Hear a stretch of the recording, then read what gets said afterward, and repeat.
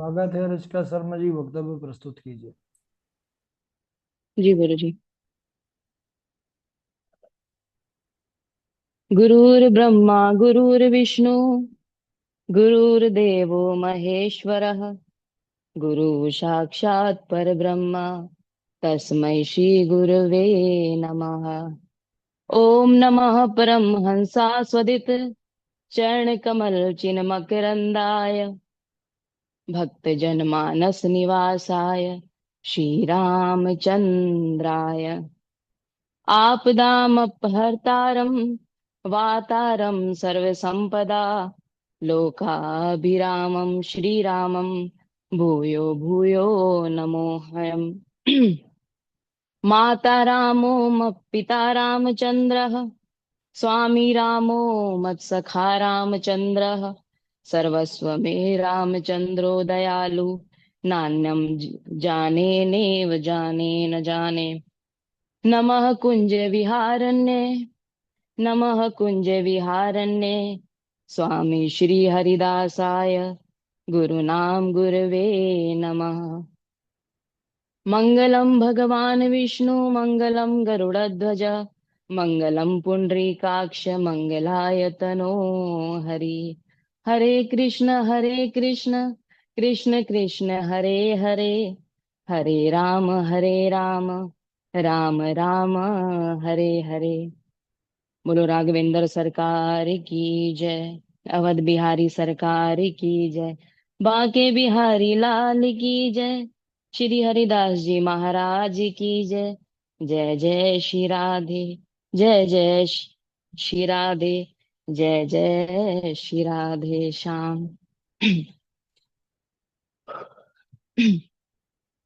तो महाराज, परम सौभाग्य का विषय है जो हम सब राघवेंद्र सरकार की परम पावनी कथा, जो तुलसीदास जी द्वारा कली काल में रची गई, ऐसी अद्भुत मानस की कथा का श्रवण करने के लिए हम सब प्रभु के चरणों में आज बैठे हैं। पहले दिन की कथा में हम मंगलाचरण और महिमा का श्रवण करते हैं। कली पावन अवतार कवि कुलभूषण श्री गोस्वामी जी तुलसीदास जी महाराज की महान कृति श्री रामचरितमानस, प्रभु अनंत कोटि ब्रह्मांड नायक दशरथ नंदन भक्त और चंदन की महती कृपा से और जगत जननी माँ सीता की अनुग्रहमयी कृपा से हम यह सौभाग्य आज प्राप्त कर रहे हैं, क्योंकि भगवत कथा का श्रवण लाभ बिना प्रभु के अनुग्रह के तो मिलता ही नहीं है। अच्छा, अब हम सब लोग हमेशा ये बात करते हैं कि आप जब भी किसी ज्योतिषाचार्य के पास जाओगे तो वो हमेशा ये बात कहता है कि जब हम पैदा हो रहे होते हैं ज्योतिष के अनुसार, कि कोई भी जातक जब पैदा होता है तो उसके ऊपर किसी ना किसी ग्रह की बहुत ज्यादा वक्र दृष्टि होती है उसके जन्म के समय पे। जैसे वो कहते हैं कि अगर किसी के ऊपर गुरु की दृष्टि वक्र हो तो उसमें ये गुण देखने के लिए मिलते हैं कि वो संस्कारी होता है, ईश्वर के प्रति समर्पित होता है, माँ बाप का सम्मान करने वाला होता है। ऐसे ही जब राहु की दृष्टि किसी पे वक्र होती है तो उसके अंदर ये गुण पाए जाते हैं कि वो थोड़ा व्यसनों में ज्यादा रहता है, संस्कारों की थोड़ी कमी देखी जाती है उसके अंदर।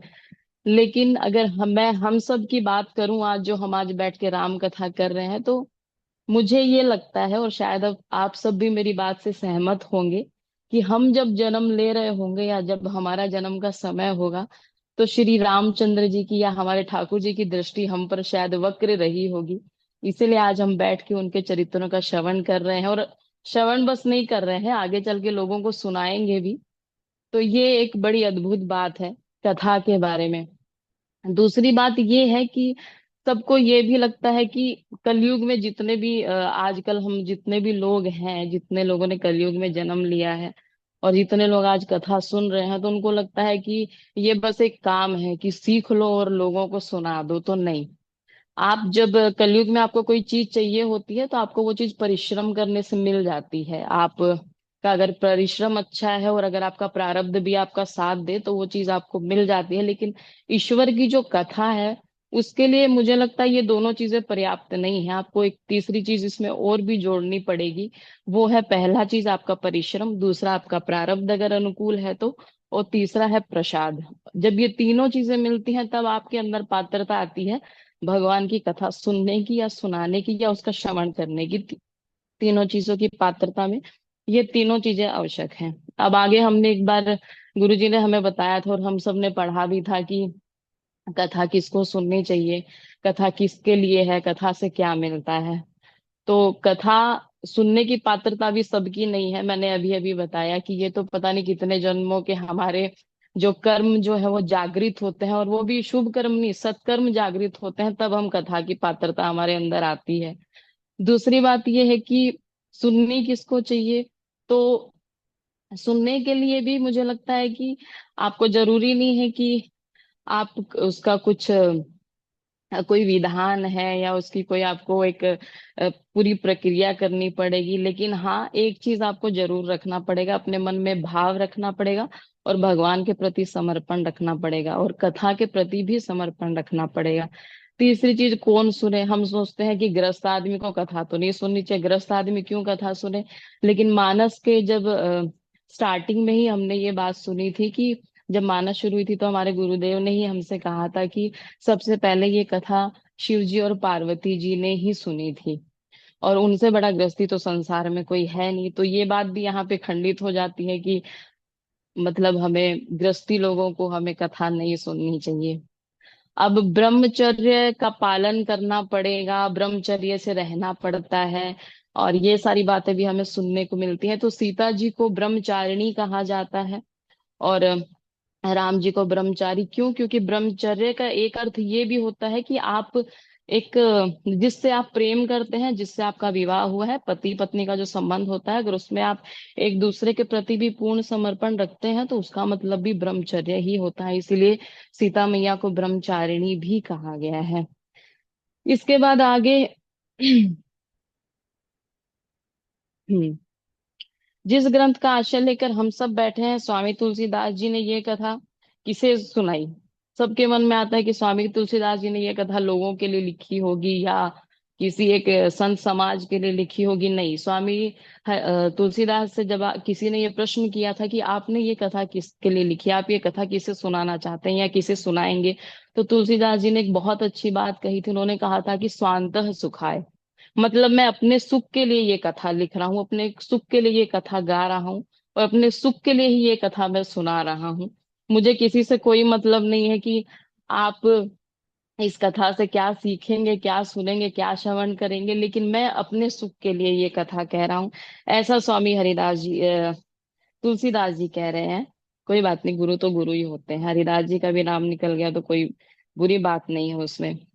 आगे एक छोटा सा एक किस्सा है जो मेरे बचपन से जुड़ा हुआ है, वो मैं आपको बताना चाहूंगी। हमारे घर में ना मानस का जब पाठ होता था तो एक मानस की अंतिम चौपाई आती थी, उसको मेरे नाना जी बड़ी जोर जोर से 3 4 बार बोलते थे। तो उस समय ये बात समझ में नहीं आती थी कि वो एक इसी चौपाई को बार बार क्यों बोलते हैं। लेकिन मैंने कल परसों भी ये चौपाई क्लास में बोली थी, आज मैं दोबारा इसको बोल रही हूँ कि पाई न केहि गति पतित पावन, राम भजी सुनु सठ मना, गणिका जामिल व्याध गिद गजादि खलतारे घना।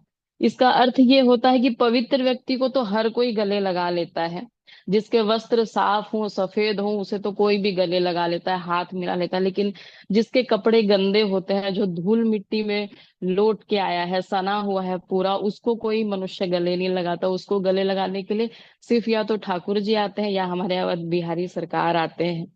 तो ये हमारे बस की बात नहीं है, क्योंकि जब कपड़े ज्यादा मलिन हो जाते हैं तो उसको सिर्फ राम नाम के साबुन से ही धोया जाता है, उसके लिए संसार में कोई साबुन नहीं बना है। अब इससे आगे की कथा ये है कि रामायण का अर्थ क्या है। तो रामायण का अर्थ है श्री रामस्य चरितानवित अयनम शास्त्रम। इसका अर्थ है कि जिसमें भगवान राम चरित्र रूप में विराजमान हो। कोई कथा, कोई चरित्र नहीं, स्वयं राम जी ही इस कथा में बैठ गए हैं। क्योंकि अयन का अर्थ होता है घर, वो भी संस्कृत में। अच्छा, जिस रामायण की शरण लेकर राम जी हमारे हृदय में आ जाएं, वास्तविकता में तो उसी का नाम ही रामायण है। और राम जी अगर हमारे हृदय में विराजमान हो जाए तो हमारा हृदय भी क्या हो जाएगा? रामायण। तो एक बड़ी अच्छी पंक्ति है, मेरे गुरुदेव हमेशा कहते हैं कि श्री तुलसीदास का तो धन है रामायण, भक्तों और वैष्णवों का मन है रामायण, श्री तुलसीदास का तो धन है रामायण, भक्तों और वैष्णवों का मन है रामायण। इसे कोई कहानी किस्सा मत समझना, प्रभु श्री राम का जीवन है रामायण।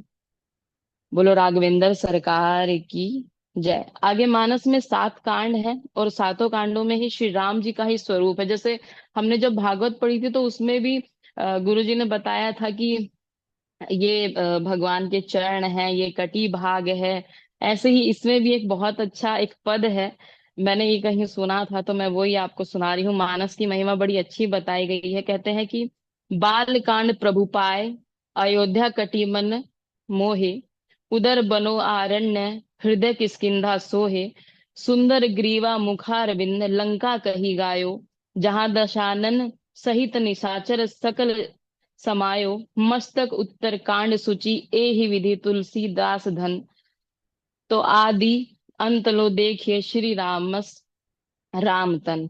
तो आदि अंत लो देखिए श्री मनमानस राम तन, अर्थात राम जी का चरण से लेके मस्तक तक का स्वरूप यहाँ बताया गया है। बाल कांड को प्रभु के चरण कहा गया है क्योंकि बाल कांड में ही हमने सुना ना, गुरु जी ने हमें बताया कि ठुमक चलत रामचंद्र वाली पंक्ति इसी में आई थी, तो इसलिए इसको बाल कांड कहा गया है क्योंकि हमारे रघुवीर जी ने चलना यहाँ से सीखा है। आगे अयोध्या कांड, उसको कटी प्रदेश कहा गया है। अरण्य कांड को उदर बताया गया है। किष्किंधा कांड को हृदय बताया गया है। अब किष्किंधा कांड को हृदय क्यों बताया गया? क्योंकि इसी में हनुमान जी महाराज जो है ब्राह्मण वेश करके हमारे राघवेंद्र सरकार से मिलने आए थे, इसलिए इसको हृदय स्वरूप मानेंगे हम लोग। और मैंने नहीं, सबने माना है। ये किसी बहुत सुंदर एक हमारे लेखक हैं, उन्होंने ही ये पंक्तियां बनाई थी, इसलिए मैं आज ये बोल रही हूँ। आगे सुंदर कांड है, उसको ग्रीवा बताया गया है। ग्रीवा का अर्थ होता है गला या गर्दन। अब इसको सुंदर कांड को ग्रीवा क्यों बताया गया, इसके पीछे भी एक बहुत बड़ा कारण है। क्योंकि आपने सुना होगा कि जितना भी हमने मानस का पाठ आज तक सुना होगा, सबसे ज्यादा पाठ सुंदरकांड का ही किया जाता है। घर घर में जब भी लोग इकट्ठे होते हैं मंदिरों में या कहीं भी, तो सबसे ज्यादा पाठ सुंदरकांड का किया जाता है, इसलिए सुंदरकांड को ग्रीवा बताया गया है। आगे लंका कांड है, जिसको मुख बताया गया है क्योंकि जितने भी असुर समाज के लोग थे, जो भी युद्ध हुआ वो सब इसमें हुआ। उत्तरकांड को भगवान का मस्तक बताया गया है क्योंकि उत्तरकांड में पूरी ज्ञान की बातें हैं। जीवन कैसा हो, अ, भाई कैसा हो, माता कैसी हो, पत्नी कैसी हो, ये सब हमें रामायण से ही सीखने मिलता है। और उत्तरकांड में सबसे ज्यादा ज्ञान जो है मानस का उत्तरकांड में, इसलिए उत्तरकांड को प्रभु का म- मस्तक बताया गया है। आगे धारणा।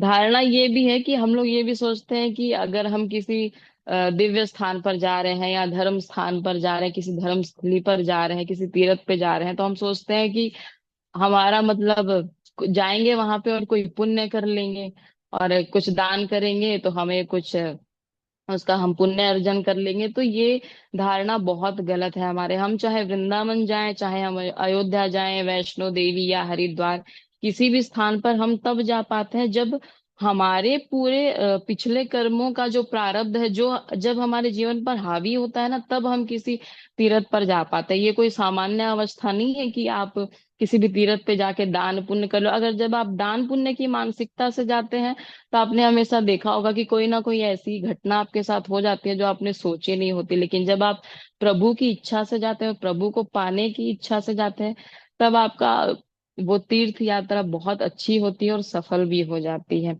आगे ग्रंथ में मंगलाचरण बताया गया है। 7 श्लोकों में मंगलाचरण किया गया है। 5 ओठों में पंचदेवों की विशेष वंदना, गुरु वंदना से चौपाइयां प्रारंभ की गई और संस्कृत में ही ग्रंथ की शुरुआत की गई।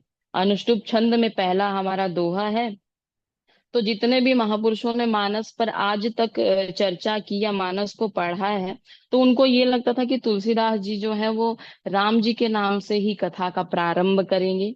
लेकिन ऐसा लोगों ने जब मानस को पढ़ा तो उनको लगता था कि नहीं नहीं, ऐसा नहीं हुआ है। लेकिन वास्तविकता यही है कि आप चाहे कोई भी दोहा उठा लीजिए, चाहे आप कोई भी चौपाई उठा लीजिए, आप मानस को जब भी खोलेंगे, आप कोई भी दोहा चौपाई पढ़ेंगे तो उसमें आपको रा और माँ का नाम अवश्य ही मिलेगा।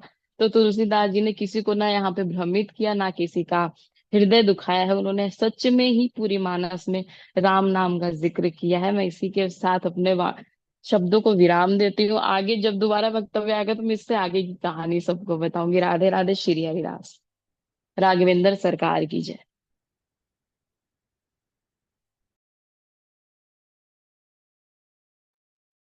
बहुत सुंदर, बहुत बहुत सुंदर, बढ़िया। बहुत सुंदर। अभी रशिका जी बहुत ही अद्भुतता के साथ यह रामचरित्र पर अपना भाव वक्तव्य प्रस्तुत किए हैं। बहुत बढ़िया से आपने समझाया। राघवेंद्र सरकार की कृपा हमेशा आपके ऊपर बनी रहे। बड़ी प्रसन्नता हुई और बहुत लग रहा था कि चलता ही रहे, लेकिन जल्दी आप बहुत बढ़िया गाती हैं रामचरित। ठाकुर जी कृपा इसी प्रकार बनी रहे और जल्दी से फिर बढ़िया चरित्र आप सुनाए सबको। बहुत अच्छा। बस गुरुजी हमें ये बता दीजिए, हमने कहीं पे गलती तो नहीं की ना? कोई चीज ऐसी तो नहीं है जो हमने मानस के विपरीत बोली हो? नहीं नहीं, आपने सब बढ़िया कहा है। शुरू में मंगलाचरण में बस थोड़ा सा वो तारतम्य हल्का कहीं कहीं नहीं बन पाया, बाकी और बाकी नहीं आपने। नहीं, वो मैं आपको इसलिए बता रही हूँ गुरुजी, क्योंकि आज ना हम बाइक से गिर गए थे। तो अच्छा। मतलब आज हम हॉस्पिटल से